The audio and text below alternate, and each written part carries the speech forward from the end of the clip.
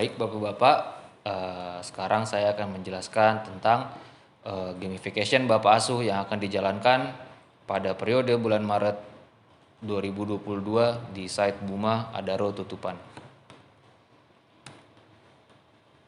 Pengertian gamification.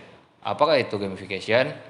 Gamification Bapak Asuh adalah sebuah misi yang dijalankan bersama antara Bapak Asuh dan anak asuh demi mencapai tujuan bersama, yaitu membangun kohesivitas dan komunikasi serta memiliki target yang akan dicapai bersama. Latar belakang gamification. Apa latar belakang dari gamification ini? Yang pertama, latar gamification adalah AR dan HM anak asuh yang belum mencapai target. Yang kedua, membangun kedekatan antara Bapak Asuh dan anak asuh. Yang ketiga, membangun kohesivitas antar warga. Apa itu kelompok Bapak Asuh? Kelompok Bapak Asuh merupakan sebuah kelompok yang terdiri dari supervisor, foreman, dan operator secara struktur formal. Namun di struktur informalnya, supervisor menjadi master Bapak Asuh, lalu foreman menjadi Bapak Asuh, dan operator menjadi anak asuh pada struktur Bapak Asuh. Ketiga komponen tersebut saling berinteraksi satu sama lain sehingga menimbulkan ketergantungan dan rasa memiliki satu sama lain untuk mencapai tujuan bersama. Apa itu anak asuh? Anak asuh adalah anggota kelompok dari Bapak Asuh ya, anggota atau anak dari Bapak Asuh yang dikategorikan menjadi 3. Yang pertama adalah anak asuh dengan kategori P1, yaitu anak asuh yang memiliki attendance ratio atau AR di bawah 90%. Anak asuh P2 adalah anak asuh yang memiliki prioritas kedua dengan kategori anak asuh yang memiliki HM kurang dari 5 jam. Yang ketiga adalah anak asuh dengan kategori P3, yaitu anak asuh yang AR dan HM-nya sudah memenuhi kriteria. Selanjutnya adalah struktur dan peran kelompok Bapak Asuh. Jadi di satu kelompok Bapak Asuh terdapat seorang master Bapak Asuh yang merupakan supervisor, lalu adalah Bapak Asuh yang merupakan foreman, lalu anak asuh yang berupa operator. Interaksi yang diharapkan dari master Bapak Asuh ke Bapak Asuh adalah master Bapak Asuh diharapkan menjadi coach yang insentif bagi Bapak Asuh dalam membangun kemampuan dan membuat strategi untuk membangun bersama-sama kelompok Bapak Asuhnya. Interaksi yang diharapkan dari kepala RT atau Bapak Asuh kepada anak asuhnya adalah Bapak Asuh diharapkan menjadi coach yang insentif bagi anak asuh dan bersama-sama membangun dan mensukseskan tujuan kelompok Bapak Asuh. Peran dari master Bapak Asuh merupakan mengembangkan kemampuan dan tanggung jawab sebagai Bapak yang efektif. Lalu mengembangkan interaksi dan kedekatan antar kelompok Bapak Asuh, lalu mengembangkan dan kecepatan dan pengambilan keputusan serta problem solving pada kelompok.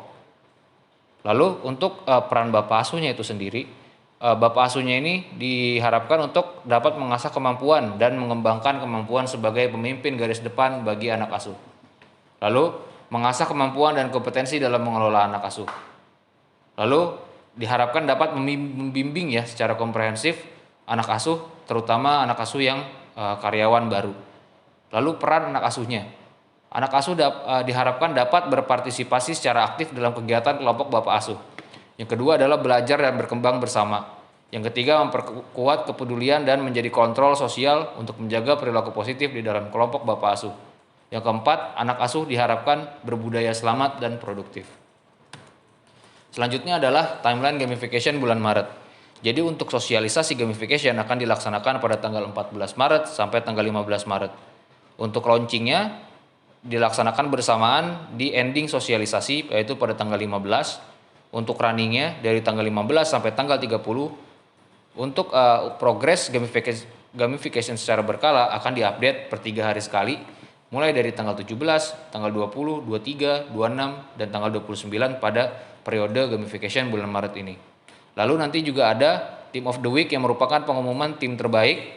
Lalu di akhir periode, di akhir bulan akan diumumkan juga leaderboard di kelompok Bapak Asuh yang terbaik pada bulan Maret dan apa rewardnya. Selanjutnya adalah kegiatan gamification. Kegiatan gamification dibagi menjadi 4, yaitu yang pertama adalah coaching, yang kedua salam semangat, yang ketiga pertemuan Bapak Asuh, dan yang keempat adalah kuis. Fungsi dari coaching adalah dilakukan agar masing-masing bapak asuh dapat membantu anak asuhnya mencapai tujuan yang diinginkan dan membantu bapak asuh untuk mengenal lebih jauh anak asuhnya secara personal satu-satu ya. Nah, untuk coaching ini nanti akan disediakan link ya untuk mengupload evidence-nya. Yang kedua adalah salam semangat. Salam semangat bertujuan untuk menunjukkan kepedulian bapak asuh kepada anak-anaknya. Nanti bukti salam semangat atau evidence yang akan disediakan di link yang sudah disediakan oleh panitia. Yang ketiga adalah pertemuan bapak asuh yang diharapkan di dalam kelompok bapak asuh saling mengenal dan saling menyapa ya di dalam pertemuan. Yang keempat adalah kuis. Nah, kuis ini fungsinya adalah untuk mengetes ya, untuk mengetes atau mengetahui pemahaman anak asuh terhadap topik yang sedang menjadi concern atau perhatian saat ini. Nah, nanti linknya juga akan disediakan. Lalu selanjutnya adalah target gamification. Apa itu target gamification? Yaitu adalah target-target dari misi yang akan dimainkan. Yang pertama ada misi coaching, yaitu 2 kali sebulan per anak asuh. Targetnya ya, targetnya di sini akan saya highlight. Target dari coaching itu adalah anak asuh dengan status P1 dan P2. Target dari coaching adalah anak asuh dengan status P1 dan P2. Minimal 5 orang. Nah, di salam semangat juga begitu ya. Salam semangat dilaksanakan 12 kali sebulan per anak asuh. Berarti 1 minggu dilaksanakan 3 kali untuk 1 anak asuh salam semangatnya. Terus target dari salam semangat ini adalah anak asuh dengan status P1 dan P2. Saya tekankan sekali lagi, target dari salam semangat ini adalah anak asuh dengan status P1 dan P2. Targetnya 5 orang. Misal di desa bapak-bapak itu tidak ada anak asuh dengan P1 dan P2, 5 orang atau lebih, atau di desa bapak-bapak anak-anak asuh yang P1 P2-nya itu kurang dari 5, itu dapat melakukan coaching dan salam semangat dengan warga dengan status P3. Itu tidak apa-apa, itu akan dihitung skor. Yang ketiga adalah pertemuan bapak asuh. Pertemuan bapak asuh dilakukan 1 kali sebulan per anak asuh. Targetnya adalah seluruh anak asuh, tidak memandang prioritas P1, P2, dan P3. Lalu kuis. Kuis akan diadakan 1 kali sebulan per anak asuh. Target dari kuis adalah seluruh anak asuh. Perhitungan poin adalah jawaban yang benar. Jadi yang dihitung nanti adalah jawaban kuis yang benar. Selanjutnya adalah formulasi poin dari gamification.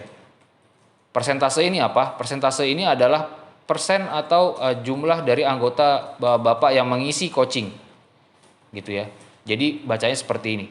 Jika 50% anak asuh mengisi, itu akan mendapatkan poin 5, misalnya seperti itu.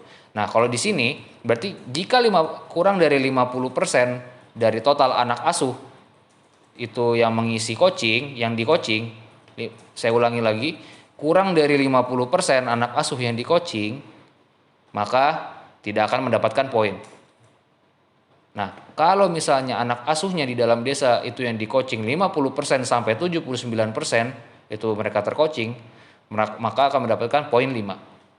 Jika anak asuhnya di dalam desa 80 sampai 99% itu tercoaching, maka mendapatkan 10 poin. Jika 100%, maka mendapatkan poin penuh. Yang kedua adalah salam semangat. Salam semangat juga sama. Salam semangat persentasenya ini adalah jumlah warga atau anak asuh yang sudah dilakukan salam semangat. Jika 50%, kurang dari 50% dari anak asuh yang disalam semangati, maka tidak akan mendapatkan poin. Kalau 50 sampai 79% anak asuhnya dilakukan salam semangat, maka akan mendapatkan 5. Kalau 80 sampai 99% anak asuhnya dilakukan salam semangat, maka akan mendapatkan 10. Kalau semua anak asuhnya 100% dilakukan salam semangat, maka akan mendapatkan 15. Lalu selanjutnya adalah pertemuan bapak asuh. Nah, pertemuan bapak asuh ini targetnya juga sama, yaitu adalah seluruh anak asuh ya, seluruh anak asuh. Nah, misalnya 25% ya, 25% dari anak asuh itu tidak di salam semangati atau di salam semangatinya kurang dari 25%, maka mendapatkan 0 poin. Kalau 25 sampai 49% yang dilakukan pertemuan, maka mendapatkan 5. Kalau 50 sampai 79% anak asuhnya sudah dilakukan pertemuan, maka mendapatkan 10. Kalau sampai 100%, maka akan mendapatkan poin penuh. Diingatkan lagi ya Bapak-bapak ya. Jadi untuk target dari coaching, salam semangat, pertemuan dan kuis itu berbeda. Berbedanya di mana? Kalau coaching dan salam semangat itu targetnya adalah warga dengan prioritas P1 dan P2. Tapi sedangkan untuk di pertemuan Bapak Asuh dan kuis itu tidak diwajibkan untuk dikategorikan seperti itu. Jadi semua anak asuh dapat memenuhi perhitungan ya. Dengan catatan anak asuh di dalam desa Bapak itu sama dengan atau lebih dari 5. Maka coaching dan salam semangatnya diwajibkan untuk anggota yang P1 dan P2. Oke, saya lanjut lagi ke kuis. Jadi kuis ini dihitung adalah jawaban benar. Misalnya jawaban benar kurang dari 40%. Jawaban benar kurang dari 40% dari seluruh jawaban benar yang ada di kelompok Bapak Asuh, maka akan mendapatkan 0 poin. Kalau 41 sampai 59%, maka 5 poin. 60 sampai 79%, maka 10. 80 sampai 100%, maka 15. Nah, maka maksimal total poin yang didapatkan dari 4 misi tersebut adalah 60 poin. Dengan poin 15 pada coaching, 15 pada salam semangat, pertemuan 15, kuis 15. Nah, fungsinya apa? Nanti poin-poin ini nanti akan menentukan kategorisasi dari desa atau kelompok Bapak Asuh Bapak. Jika mendapatkan total poin dari keseluruhan ini adalah kurang dari 45, maka akan mendapatkan bronze. Kalau 45 sampai 59 poin, maka silver. Kalau 60 poin, maka akan mendapatkan gold. Berikut adalah alur penyelenggaraan salam semangat. Salam semangat dilaksanakan 2 hari 1 kali. Gimana alurnya?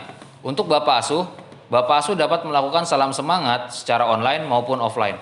Jadi yang online akan dilakukan secara WA, by chat, atau by telepon, atau by SMS. Bagaimana cara penguploadannya? Berarti kalau WA dan SMS dapat dikirim bukti chatnya berupa screenshot. Atau kalau telepon dapat direcord dan evidence-nya diupload. Atau misalnya dilakukan secara offline, bertemu secara langsung, maka dapat dilakukan foto bersama ya, selfie. Atau jika Bapak ingin menyapa lewat radio saat berada di unit, maka dapat direkam rekaman salam semangatnya di radio dan diupload di evidence di link yang sudah kami sediakan. Nah, untuk melakukan salam semangat kepada anak asuh, ada beberapa norma yang kami tanamkan. Yang pertama adalah ucapkan salam.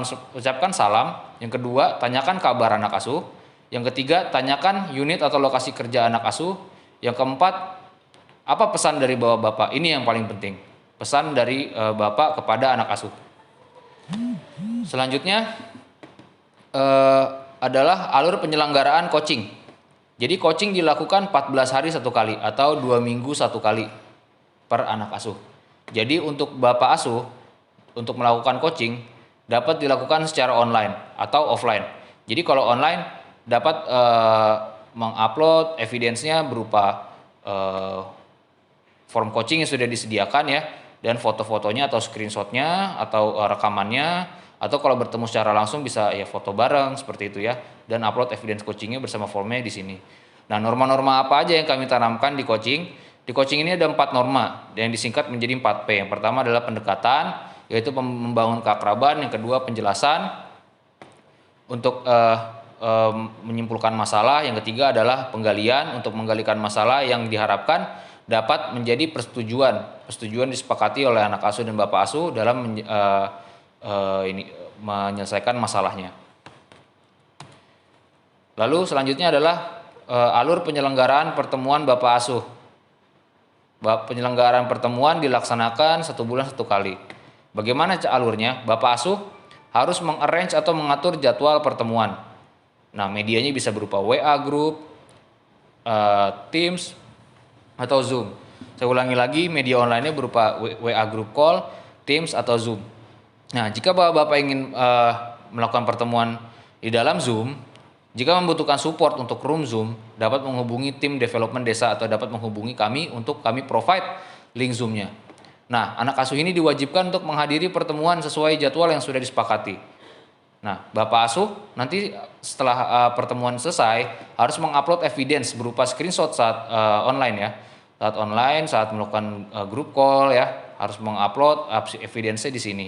Nah, nanti di pertemuan Bapak asuh ini akan ada 2 link untuk absensi anak asuh dan upload evidence untuk Bapak asuh.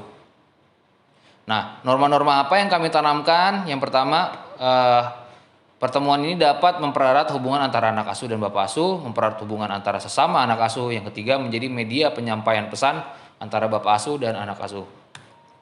Selanjutnya adalah alur penyelenggaraan kuis. Nah, yang pertama, kuis itu dilaksanakan 1 bulan 1 kali, hanya 1 kali aja dalam sebulan. Lalu yang pertama, membagikan materi kuis kepada anak asuh untuk Bapak asuh ya. Itu adalah yang pertama, membagikan materi kuis kepada Bapak asuh. Nanti materi akan kami pilihkan dan kami akan share ke Bapak asuh. Nanti materinya bisa berupa pesan keselamatan atau President's Message yang sering disampaikan di Buma Intercom atau di pesan keselamatan. Yang kedua adalah membagikan link type form pengisian kuis. Nanti kuisnya akan berupa pilihan ganda ya di periode Maret ini berjumlah 5 soal. Yang kedua adalah untuk anak asuhnya, yang pertama membaca materi yang dibagikan oleh Bapak asuh. Nanti materi yang sudah di-share di sini diharapkan dibaca oleh anak asuh agar bisa menjawab kuis yang sudah dibagikan. Yang kedua, nanti kuisnya harus diisi di link type form yang sudah kami siapkan. Norma-norma apa aja sih yang kami harapkan ya? Yang pertama adalah cara mengukur keberhasilan Bapak asuh dalam menyampaikan pesan kepada anak asuh. Nah, di sini kami ingin mengukur seberapa berhasil Bapak asuhnya dapat menyampaikan sesuatu ke anak asuh berupa kuis ya, gitu. Yang kedua adalah media untuk menambah wawasan anak asuh. Karena kita sering sharing materi pesan keselamatan dan President's Message, maka diharapkan dapat menambah wawasan. Yang ketiga, nanti linknya akan kami sediakan. Selanjutnya adalah rules atau peraturannya. Sebenarnya rules ini sudah disampaikan di slide-slide sebelumnya, tapi kami tegaskan di sini. Yang pertama, pencapaian diupdate dalam periode 3 hari sekali. Ini di periode bulan Maret akan kami update pencapaiannya 3 hari sekali. Nah, kami tekankan lagi ya, untuk salam semangat dan coaching yang didahulukan adalah anak asuh dengan status P1 dan P2. Kami tekankan lagi, untuk salam semangat dan coaching yang didahulukan adalah anak asuh dengan status yang P1 dan P2. Yang ketiga, kuis dan pertemuan dilakukan untuk seluruh anak asuh. Yang keempat, coaching dan salam semangat dapat dilakukan secara online atau offline dengan cara mengupload evidence atau foto screenshot saat coaching atau saat salam semangat. Lalu yang terakhir, evidence pertemuan diupload oleh Bapak asuh pada link yang sudah disediakan. Sedangkan anak asuh mengisi absen pada link yang telah disediakan untuk pertemuan. Baik, sekian. Terima kasih perhatiannya.